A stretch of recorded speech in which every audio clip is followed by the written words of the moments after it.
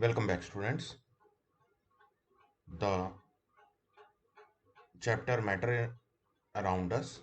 We are going to, in this lecture, we are going to discuss about the question and answers, some of the question and answers, and also some type of mathematical problems or numerical problems which are going to be asked from this chapter. We are going to discuss today in this video.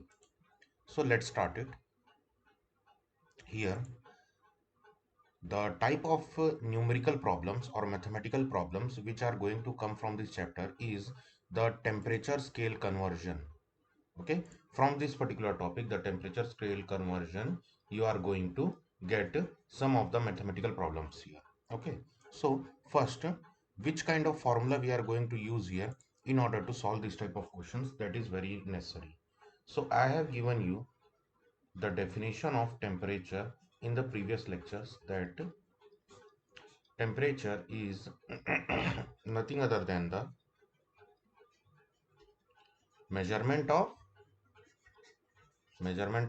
hotness and coldness. Okay, it is nothing other than the measurement of hotness and coldness.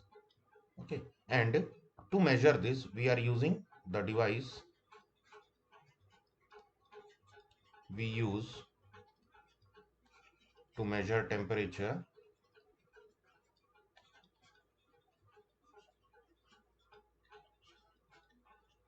is thermometer. Okay, you have seen this thing, thermometer.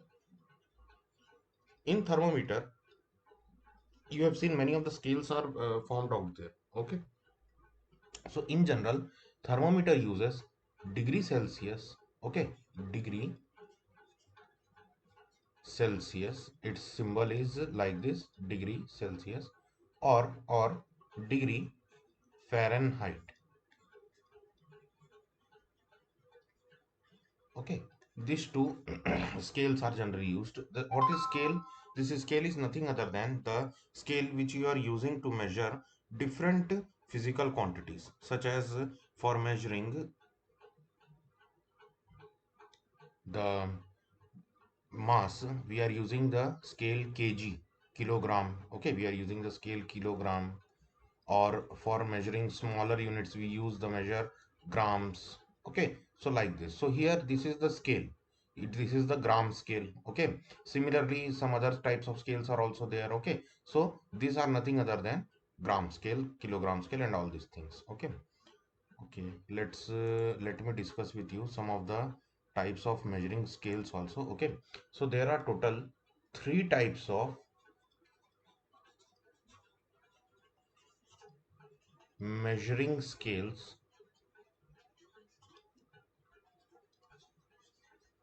which are used in our world. Okay, there are three types of measuring scale which are used in our world.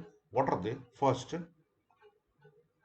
the first type of measuring scale which is used in our world is the oldest one, which we call them as primitive one, is the FPS. FPS system. The FPS system is also known as imperial system. Okay, imperial system, and in it for mass, pound, ounce, like these terms are used to measure the mass. Okay, for measuring the length or distances, the scale which is used is foot scale, that is foot, yard, miles. All these things are, this type of terminologies are used here. Okay, and for measuring the time, we use here seconds. Okay, seconds, hours, days, etc., like this we use. Okay, so this is known as foot, pound, and second system. Okay, in it temperature is also measured. it is measured in degree Fahrenheit. Okay, degree Fahrenheit. Okay, next is the MKS system. Not MKS, sorry, CGS system. CGS system. Here C stands for centimeter, G stands for gram, and S stands for seconds. Okay, so it means that for measuring mass here we will use grams. Okay, grams, milligram,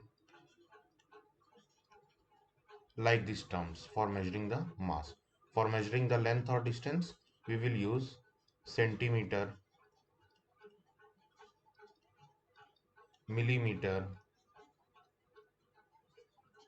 decimeter, all these terms. Okay, and for measuring time in this system we will use second only. Second, year, days, all these things. Okay, now next is the the next is the or the modern one or the newest one. Okay, the newest one which we are using nowadays is the MKS system.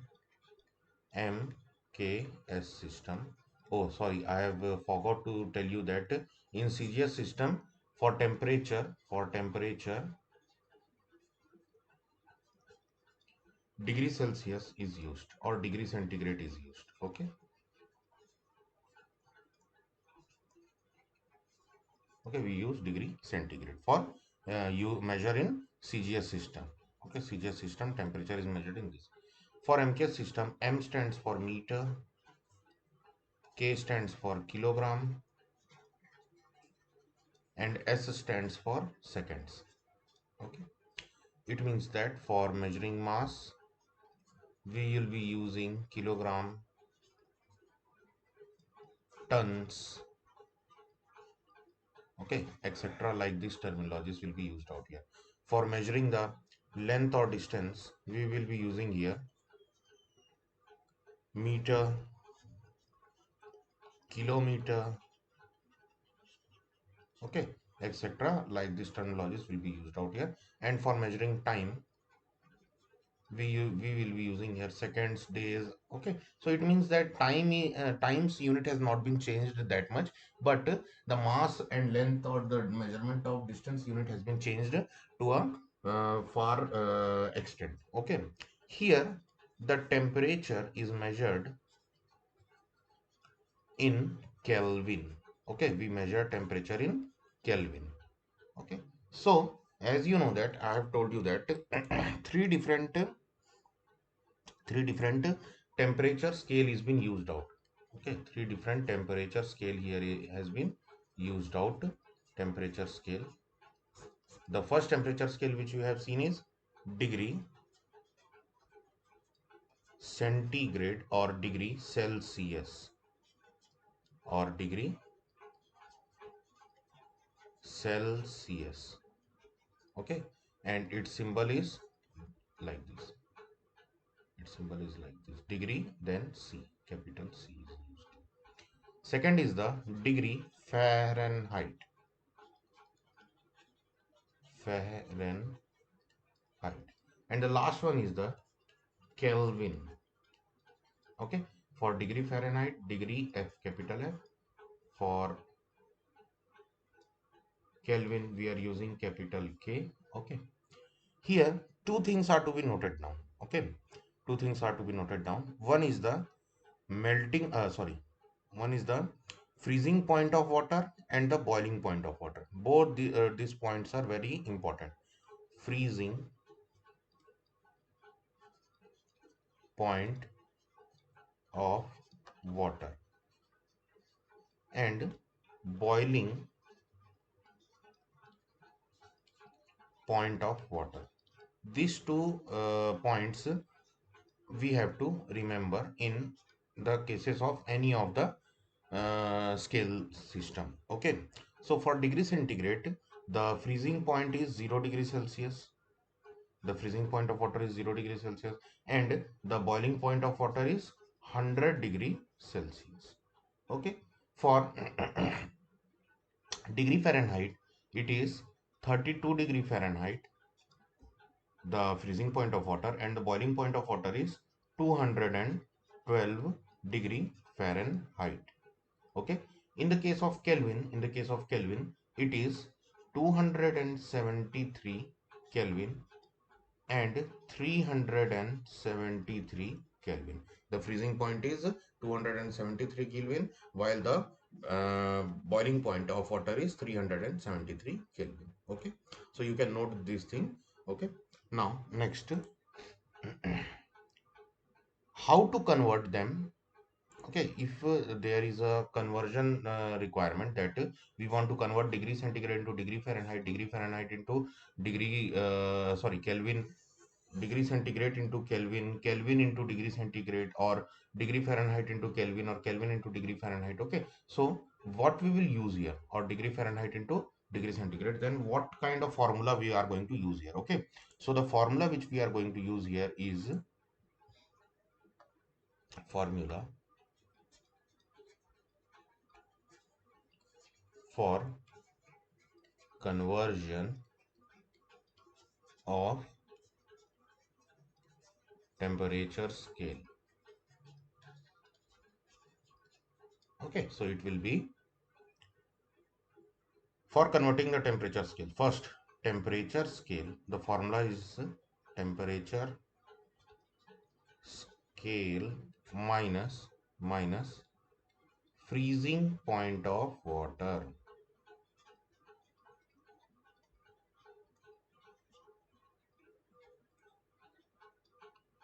divided by boiling point of water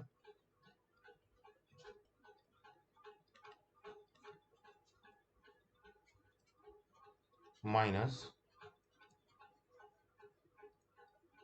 freezing point of water. This is the way to convert this thing. Okay, so if I am putting different temperature scale here, let's say for temperature scale, first I am taking out degree Celsius or degree centigrade. So the freezing point of water was 0 degree Celsius, so 0 here, divided by boiling point of water was 100 minus 0 degree Celsius. Okay, boiling point of water minus freezing point of water, so it will become like this, is equals to degree Fahrenheit. The freezing point of water was 32 degree Fahrenheit. The boiling point was 212 and the freezing point is 32. Okay. Similarly, for Kelvin, minus 273 divided by 373, the boiling point of water in Kelvin, and freezing point of water in Kelvin, 273. If we solve this, so we will get a smaller formula, which is C upon 100 is equals to degree Fahrenheit minus 32 upon 180 is equals to K minus 273 upon 100. Okay, you will see this thing. Now, if I am going to divide 50, not 50,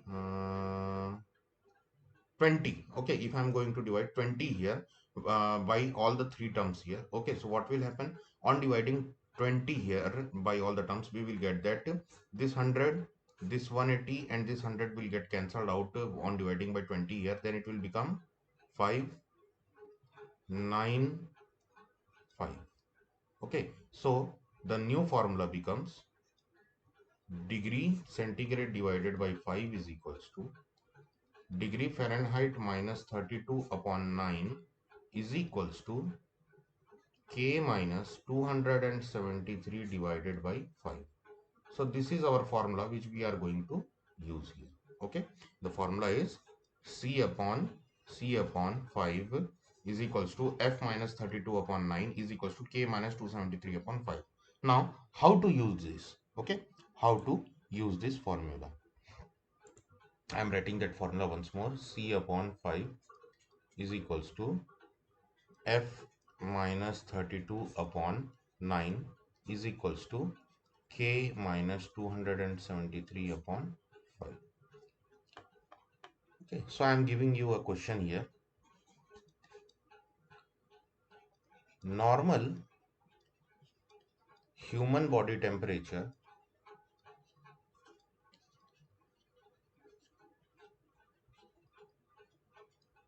in degree centigrade is 35.5 degree centigrade. Okay, convert it in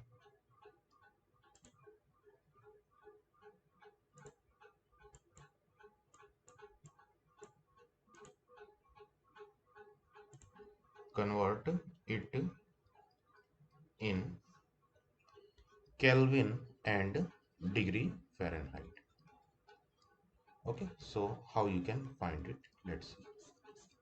So given degree Celsius is given here as 35.5 degree Celsius. Okay, you have to find degree F and you have to find out the K's value. Okay, now the formula is C upon 5. Okay, here the formula is written above. So you have to use this formula only to convert them. So for degree Fahrenheit, for Fahrenheit, you will use the two terms C upon 5 is equals to F minus 32 upon 9. Okay, because you want to convert them into from degree Celsius to Fahrenheit here. Na? So you will use these two terms only and you will left this Kelvin term alone. Okay, so here put out the value of C. The value of C was 35.5 divided by 5 is equals to F minus 32 upon 9. Okay, so if I am going to divide here this 5 and this 35.5, we will get 7.1. Okay, on dividing this 5 by 35.5, if I am dividing this 35.5 and this 5, you will get that for 7 times this 35 will be get cancelled out here. Okay, so it becomes 0. Then to remove this point, I will remove this point here. Then 5 will get out, get down here, and for 1 times it will get out, cancelled out here. Okay, so hence I am getting the answer as 7.1 on dividing 35.5 by 5. Okay, let's move further. So then the next thing which we are going to do here is the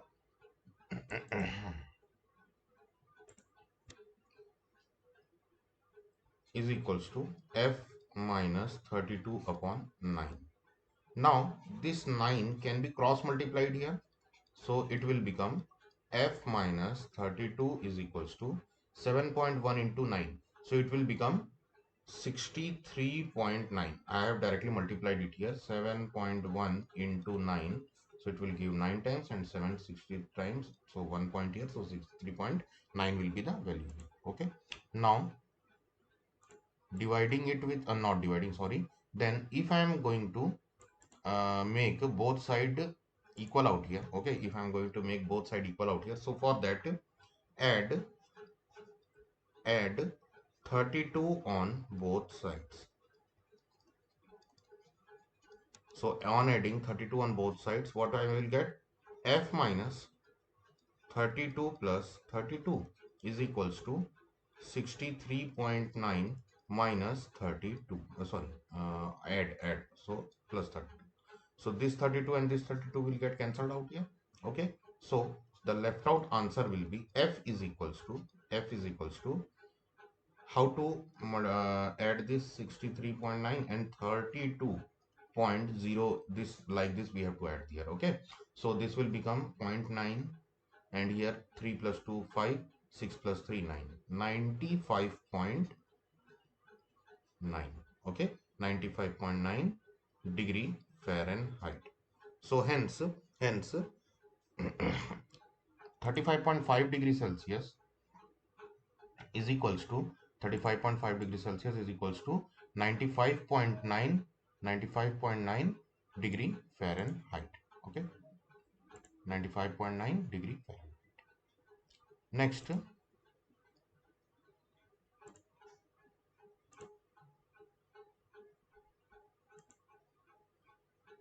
we have to convert it into degree Celsius into Kelvin now. Okay, so let's use the next formula here,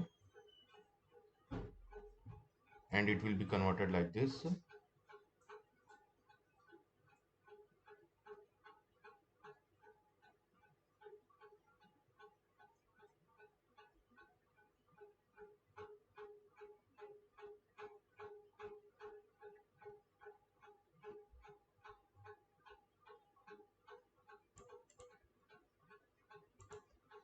For Kelvin, okay, for Kelvin I will use the relation C by 5 is equals to K minus 273 divided by 5. Okay, on putting the values here, the values are, for C it is 35.5 divided by 5 is equals to K I have to find, so I will leave it that like that only, divided by 5. So here on both the side you can see that divided by 5 is there, so I can easily cut them out or cancel them out with each other. So the left out thing here, it will be K minus 273 is equals to 35.5. I have just done what thing? I have just flipped out this thing. Okay, it is nothing necessary. It is nothing new here. As you have written that K minus 273 what he was here in the right hand side and 35.5 was in the left hand side. So I can flip their positions in the around this equal to sign, and I have flipped them, and I have made the K minus 273 as a left hand side and 35.5 as right hand side. Okay, now add add 273 on both sides. Add 273 on both sides here, so you will get K minus 273 plus 273 is equals to 35.5 plus 273. Okay, so here the answer will become K is equals to, as 273 plus minus will get cancelled out here, so only K will be left out on the left hand side, and here the answer will become 273 plus 35.5. So here point 0 I can add, so it will become 0.5, 5 threes are 8, 10, 1 3, so it will become 308.5 Kelvin. Okay, so this is your value. These are the values which you have to find out here. Okay, so this is the way we are going to solve this type of questions, conversion of temperature scale from degree Celsius to degree Fahrenheit, from degree Celsius to Kelvin, from Kelvin to Fahrenheit, or Kelvin to degree Celsius. Okay, the formula which are you going to use here is written here. You have to use this formula only. Let's see some of more questions which I have solved for you here. So here I have drawn a table for you. You can use this table also to form the formula. As for degree Celsius, to convert it into Fahrenheit, you have to use the formula C into 9 by 5 plus 32. So it will give directly you the value of Fahrenheit. Okay. For converting the degree Celsius into Kelvin, just add 273 to the value which you have got. Convert as I want to convert 20 degrees Celsius to Kelvin, then I will simply add it with 273. So it will become 293 Kelvin. So this is my answer. Okay. It means that to convert degree Celsius into Kelvin, you have to just add 273 to it. Okay. Also, for for the Fahrenheit scale, the formula for converting it to degree Celsius, you have to use the formula F minus 32. Okay, F minus 32 divided by 9 into 5, like this. You have to use this formula. Okay. Next, for converting Fahrenheit into Kelvin, you have to use the formula F minus 32 divided by 9 into 5, then all this have to be got added with 273. Okay, so this is the formula for converting your Fahrenheit to degree Celsius or Fahrenheit to Kelvin. Okay, next, last is the for converting Kelvin to degree Celsius. Okay, so as we were adding degree Celsius plus 273 for converting it to Kelvin, so simply we will minus the value of degree given Kelvin with 273 to convert it into degrees Celsius. Okay, for example, I am taking, if you want to convert 473 Kelvin in degrees Celsius, so simply subtract it from 273. On subtracting, you will get 200 degrees Celsius. Okay, that much simple is there for converting degrees Celsius to Kelvin or Kelvin to degrees Celsius. Okay, so you can use directly this relation also to change them. Okay, here the formula becomes K minus 273 for converting Kelvin to degrees Celsius. Okay, and for converting Kelvin to Fahrenheit, you have to use the formula here, K minus 273, okay, K minus 273 divided by 5 into 9, okay, and this whole has to be added with 32, okay, this whole has to be added with 32. So hence, this is the formula which you are going to use for converting different scales. Okay, so first question here is asking that what is 30 degrees Celsius in Kelvin? You have to convert 30 degrees Celsius into Kelvin. So as I have given you the formula that for converting degree Celsius into Kelvin, you have to just add the given value of degree Celsius with 273. So here it is 30 plus 273. So it will become 303 303 Kelvin. Okay, 303 Kelvin. So in some part you will see this 0.15 also written there. So you don't have to bother about that. This is not for you. You just go with this 273 value. Don't bother about that 0.15 value. Okay. So hence this is your answer here. Okay. Next,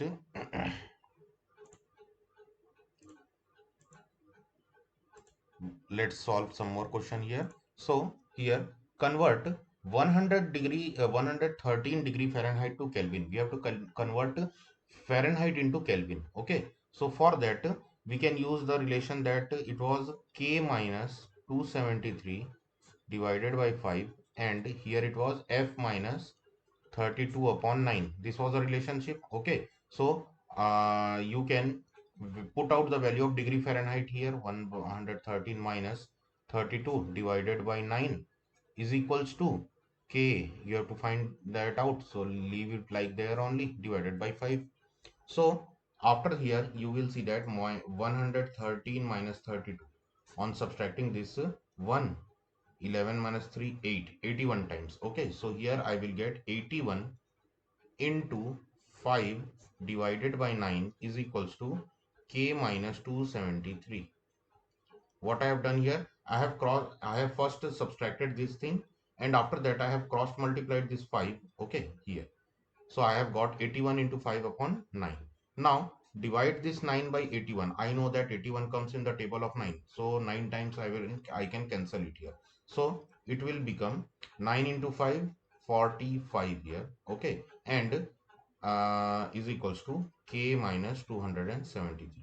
Now last step is to add 273 on both sides. 273 on both sides. So we will get out here with the answer for K, which will be is equals to K minus 273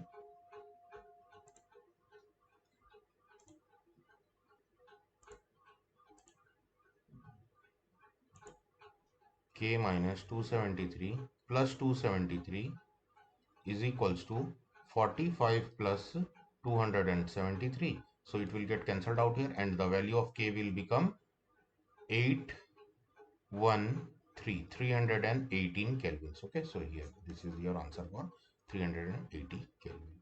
Or you can directly use the formula which I have given you previously. What was that formula? The formula was K is equals to F minus 32 upon 9 into 5, and then we have to add this thing to 32 here. Okay, so not 32, 273. Sorry. We have to add it with 273. So the value of F was 113 minus 32 divided by 9 into 5 plus 273. So the value of K will become 81 divided by 9 into 5 plus 273. So it will become 9 into 5. Okay, K is equals to 9 into 5 plus 273. At last our answer will become 318 Kelvin only. Okay, is it clear to everybody? Next, let's move to the next question. Here it is asking to convert 50 degrees Celsius to 50 degrees Celsius to Fahrenheit, degree Fahrenheit here. Okay, so if I am going to use my formula, so that formula was C upon 5 is equals to F minus 32 upon 9. Okay, so put the value of degree Celsius here. So if I am putting the value of degree Celsius here, then it will become 50 divided by 5 is equals to F minus 32 upon 9. So on dividing 50 by 5, it gets 10 times here. Okay, now I am going to cross multiply this 9 here. So 10 into 9, 90. Okay, I will get 90 here. F minus 32 will be left out here. Now on the next step I will do on adding 32 on both sides. Okay, on adding 32 on both sides here. So we will get 90 plus 32 is equals to F minus 32 plus 32. So this plus 32 minus 32 gets cancelled out here, and left out is F is equals to the value of F becomes 112. Not sorry, 122 degree Fahrenheit. Okay, 122 degree Fahrenheit will be our answer. Okay, other than this we can use the formula, direct formula, which was given here. Okay, so the formula was F is equals to C upon 5 into 9 plus 32. Okay, direct formula you can use that here. In the place of C, put the value, which is 50 divided by 5 into 9 plus 32. So F will come out to be here 10 into 9, 90, 90 plus 32, 122 Kelvin. Okay, so this is also a way to solve this kind of question. Next, okay, let's discuss some of the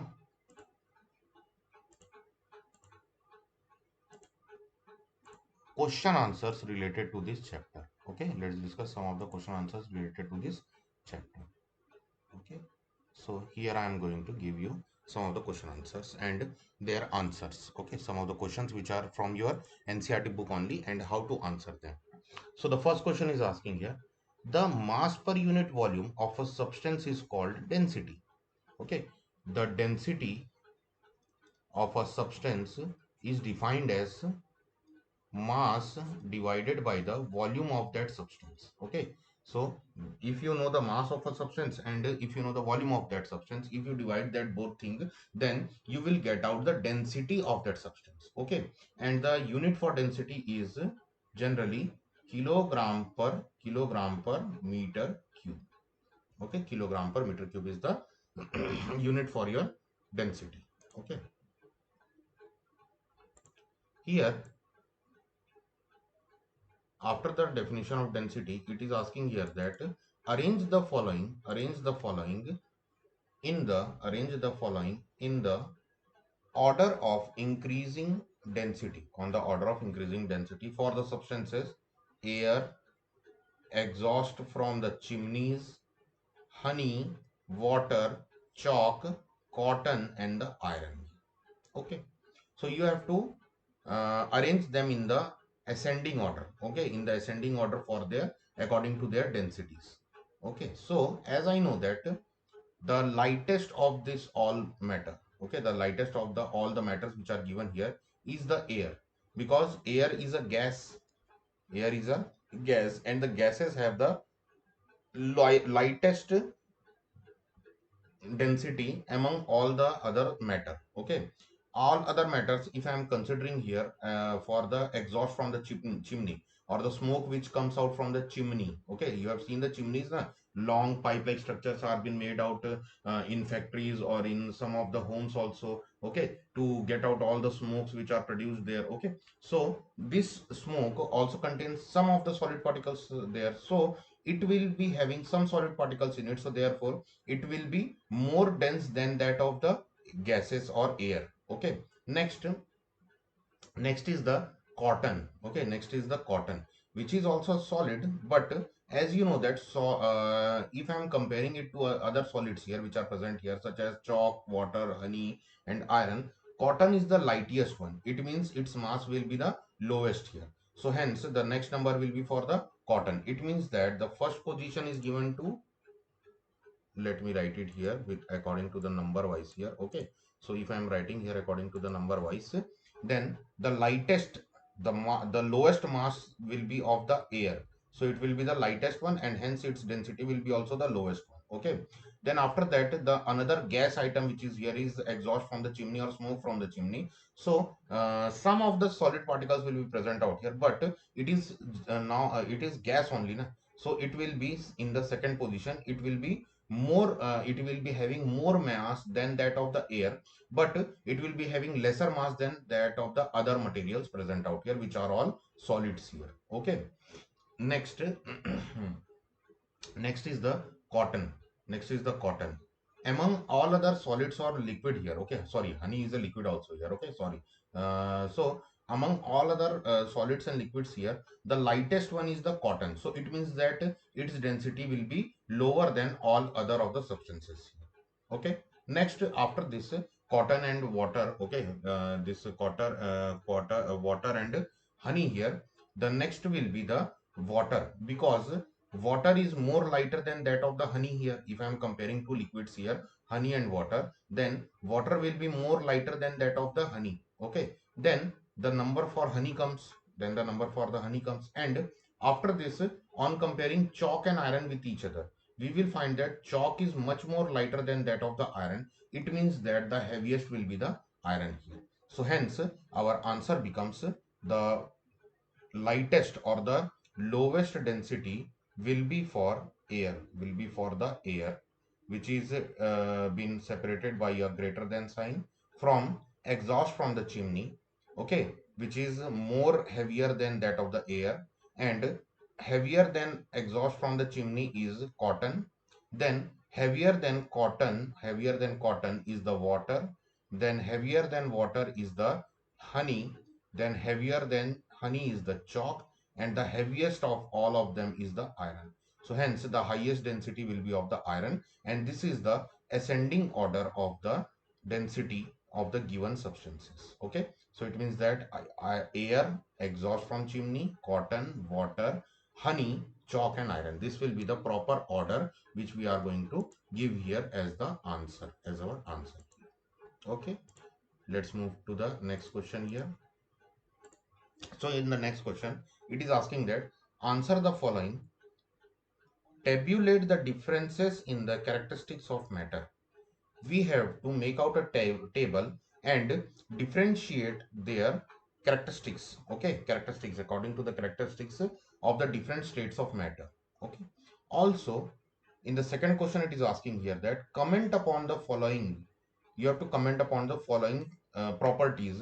One is the rigidity, another one is the compressibility, then is the fluidity, then filling of a gas container, shape, kinetic energy, and the density. On the following things, you have to make some of the comments for this matters, states of matter. Okay. So first, we are answering the part A, which is to give the difference between the states of matter. It means we have to give the difference between the solid, liquid, and gases. Okay.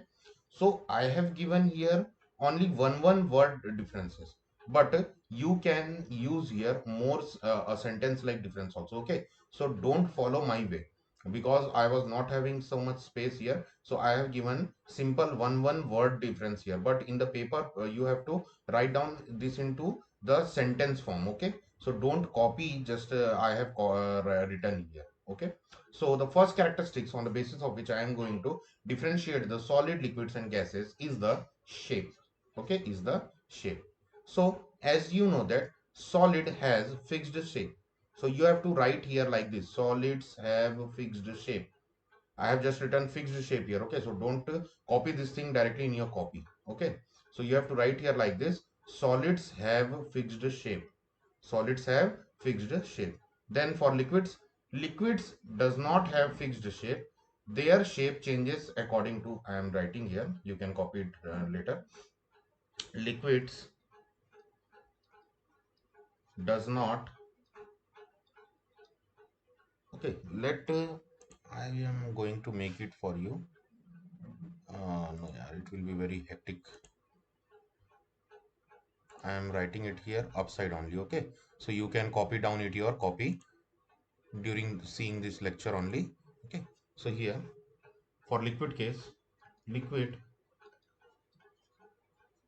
does not have fixed shape, but but it changes according to the vessel it is stored. You have seen that, na? The water has does not have any fixed shape. If I am keeping water in a bottle which is shaped like this, then the shape of the water will become like this bottle shape only. Okay, if I have taken a tumbler and I have taken the water in it, then the shape of the water will become like this of the tumbler. Or if I have taken the water in a bucket which is shaped like this, then the water will become in the shape of this bucket only. Okay, so hence we can say that liquid does not have a fixed shape, but its shape can changes according to the vessel it has kept out. Okay, gases does not have any shape. Gases does not have any shape. You can write here that gases does not have any shape. Any shape. Okay. Next, on the basis of the volume, we are going to, on the basis of the volume, we are going to differentiate them. Okay. So as I have told you before also, solids have fixed volume. Solids have fixed volume. Okay. Solids have fixed volume. Solids volume does not change. Okay, we cannot easily change the volume of the solids. Okay, we cannot easily change the solid volume of the solid. Solids have fixed volume. Liquids also have fixed volume. Liquids also have fixed volume, but gases have no fixed volume, or no fixed volume is present in gases. No fixed volume is present in gases. Okay, next, intermolecular forces. Okay, intermolecular forces. So intermolecular forces is maximum in solids. You can write it like this. The sentence will be formed like this: intermolecular forces is maximum in solids. Then in liquid,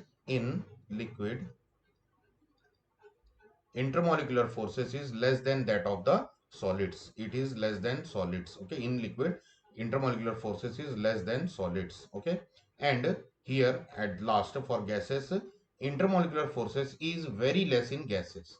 It is very less in gases. Intermolecular forces is very less in gases. Okay, next is the intermolecular space. Next is the intermolecular space. So in solids,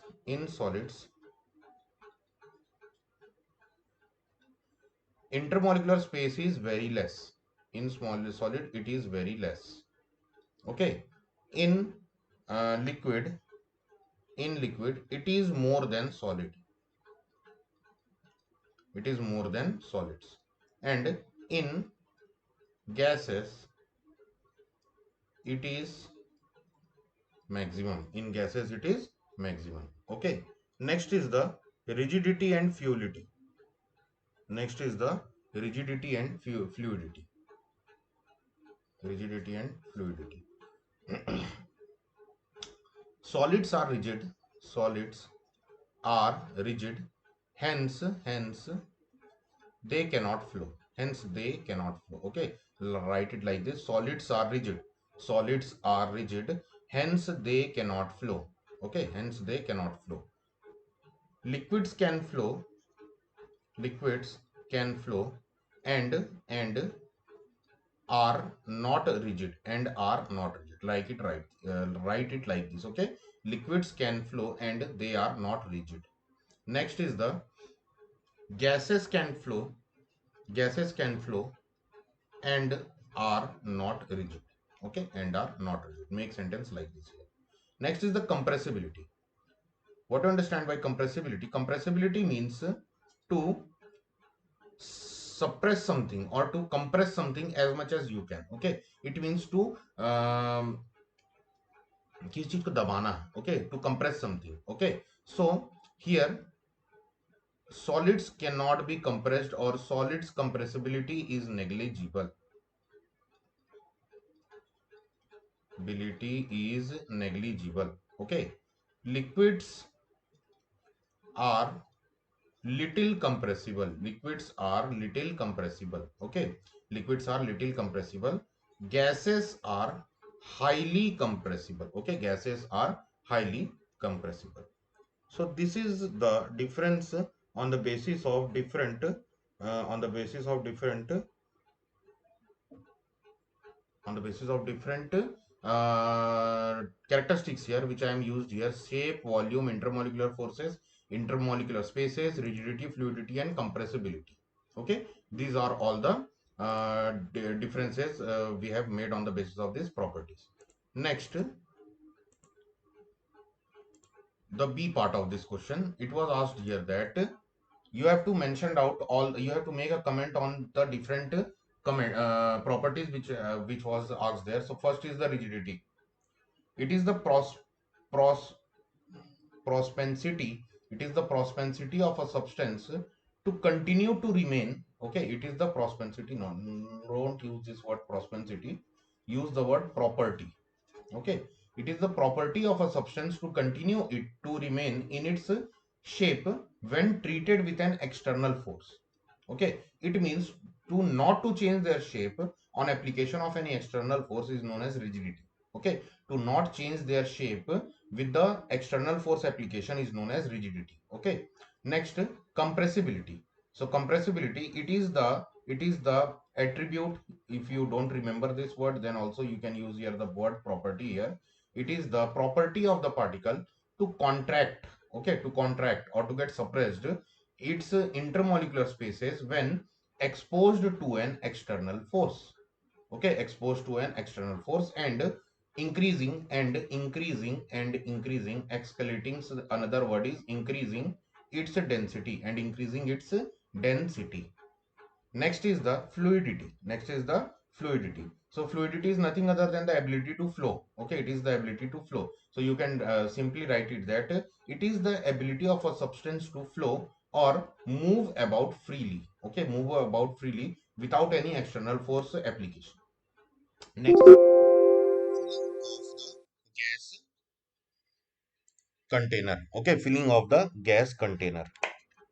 Filling of the gas container. Okay, so here the particles in a container takes its shape as they randomly vibrate in all possible directions. When you fills up a gas in any of the container, you will see that the gases which is present in a large room can be easily compressed or can be filled up in a very small 1 liter can also. Okay, so what is the reason behind that? The reason behind that is that the gases particles have very large vibration between them or very large thermal energy between them. I have told you these things in your previous lectures also. Okay, so due to this reason they can easily accommodate any space which is provided to them. Okay, so hence they can be filled up in a very small bottle also of 1 liter or 2 liter, or it can that same amount of gas, 1 liter 2 liter of gas can occupy a very large room which is having a total square feet area of 800 square feet area. Okay, so it can also be said that they can easily occupy any of the space. Okay, next is the shape, the definite structure of an object, the definite structure of an object within an external boundary. Okay, within an external boundary is termed as its shape. Next is the kinetic energy. Motion allows particles to possess energy. Okay, motion allows particles to possess energy which is referred to as its kinetic energy. Okay, so the energy, you will study this thing in the next in the further chapters of the physics only. Okay, so it is nothing other than the energy or the energy which is possessed by any substance or any matter when they are in motion. Okay, when they are in motion, so that energy is known as kinetic energy. It means the energy possessed by a moving ball, it will be the kinetic energy. But when a ball is kept out on a single place in a rest position, then it is having different energy, it is not kinetic energy there. Okay, so the formula for kinetic energy is Ke is equals to half mv square, where m is the mass of the substance and v is the velocity gained by that particular substance there. Okay, and the kinetic energy in the case of state of matter, you will see that solids have lowest kinetic energy than that of the liquids, and liquids have lowest kinetic energy than that of the gases. It means that the kinetic energy is highest in gases, then it is lowest in liquids, then it is the most lowest in the solids. It means that the lowest velocity of the particles will be in solids, then the velocity will be more in liquids, and the highest velocity will be seen in the case of the gases. Okay, next is the density. The last topic which is here is the density. So the density is nothing other than the mass of a unit volume. Okay, I have given you the formula in the previous part only. Okay, density is nothing other than mass divided by the volume of that particular substance or matter. Okay, so it is defined as mass per unit volume, and it is expressed as D is equals to m upon v, where m is mass and d is the volume of the d is density, m is mass and v is the volume of the substance. Okay, so this was for this particular question. You have to solve it like this. Next, you have to answer this question, and it is asking here that give reason for a gas fills completely in the vessel in which it is kept. A gas exerts pressure on the walls of the container. A wooden table should be called as a solid, and we can easily move our hand in air, but do not can do the same thing through a solid block of a wood. We need a karate expert there. Okay. So here, the first thing it is asking here that a gas fills completely the vessel in which it is kept.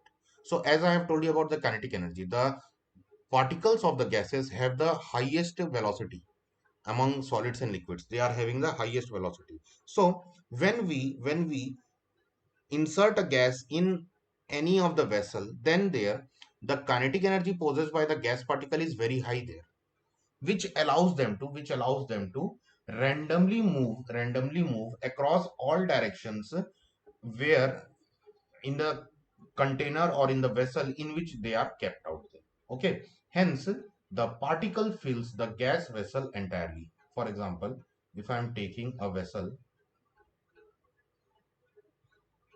okay, this is a vessel, I have inserted gas here, so the particles of gas are having very high speed na? So due to this reason, what will happen, that gaseous particles will readily move to every corner of this particular bottle or this container or this vessel, and they will occupy all the spaces present here. So hence we will see that the gas fills the complete space present in the container. Next is the a gas exerts pressure on all the walls of the volume. Okay, so as the kinetic energy of the gas is there, okay, and the gas is regularly trying to move here, so during this motion you will see that they will be exerting, these particles will be exerting pressures on the walls of the container in which they are contained. They will be exerting pressure here like this. Okay, they will be regularly exerting pressure here like this, and due to this reason only we will see that there will be exert of pressure will be seen on the walls of the container in which the gases is being kept out here. Okay, next, why we are calling, next it is asking here that a wooden table is called as solid. So what is the reason behind calling them as a solid there? Okay, what is the reason to call a wooden table as solid? So as you know that what were the properties of the solids, in order to call a substance as solid, what were the properties which we have to be followed by them? So the first property was that to they must have definite shape and size. Okay, they must have definite shape and size. Their intermolecular space must be very intermolecular space must be very less, and they must be closely packed to each other. Their intermolecular attraction force must be highest, and they must be rigid. They must be rigid. Okay. So wooden table follows all this thing. It has definite shape and size. Its intermolecular force of attraction and intermolecular space is very less, so hence it also follows the second property also, and and the shape of a wooden table can not easily be changed, and it cannot be easily compressed out. Okay, so hence it is a solid. Next, we can move our hand easily in air, but we cannot do this thing in a solid block of wood. A karate expert will be required there. So what is the reason behind that? Molecules in gases are loosely packed, or they are very far away from each other. So hence the and while in case of solid molecules such as a wooden block, they are very densely packed with each other. Okay, the molecules are very closely packed to each other. Hence, it is very easy to break the force of attraction when we move our hand through the air. Okay, when we are moving our hand through the air or around air, then due to very loosely packed molecules here, it is very easy to break that particular attraction force of attraction between the particles in the case of air. But it is very difficult to form, but it is very difficult to break the force of attraction which is contained by that of a block of a wood, which can only be done by special practices which are done by the karate experts there. Okay, so hence this was the answers for our asked question here. So the last question here is asking that liquid generally have a lower density than the solids, but you must have observed that ice floats on water. Okay, there is only one solid which is, more solids will be there. You will see more solids such as wood also floats on water, but as solid ice is nothing other than the solid form of liquid only. Okay, solid form of liquid water only. But as you know that we have studied that thing that solids are having more density than liquids here. But here the thing is very means it is a miraculous thing here that when we are taking water in container, you have seen this thing in your house also, when you are drinking sharbat and all these things, and you put ice cube there, then the ice floats on the water. It does not get settled down there. But we have studied that thing that solids are having more density than than liquids. Okay, so why this thing happens here that ice floats on water? The reason is that the density of ice is less than that of the density of water. The reason behind is that when water solidifies na, when water solidifies, it contains some of the gases being trapped in the molecules of solids during the formation of ice, and the gases molecules get trapped between the water molecules when it solidifies. Okay, and due to this reason, what happens? The density of water becomes higher and the density of ice becomes lower. Okay, it means that the ice mass will be lower than that of the mass of the same water which it has been formed out. Okay, if I am using 10 liters of water to form a ice, then the ice which is formed by this 10 liter of water, it will be having lower mass as comparison to that of the 10 liter of water. Okay, so hence the density of ice is lower, so hence the ice floats on water. You will see that the ice floats on water. So this was the reason why the ice was floating on water. So this is our end for the chapter, your chapter, matter around us. And I have discussed with you here about some of the important questions also, and some of the numerical problems which are going to be coming in this chapter. I will provide you the notes as soon as possible. Okay. So for this class, this is still here only. We will meet in the next class. Thank you for watching this, and be safe and be at your home.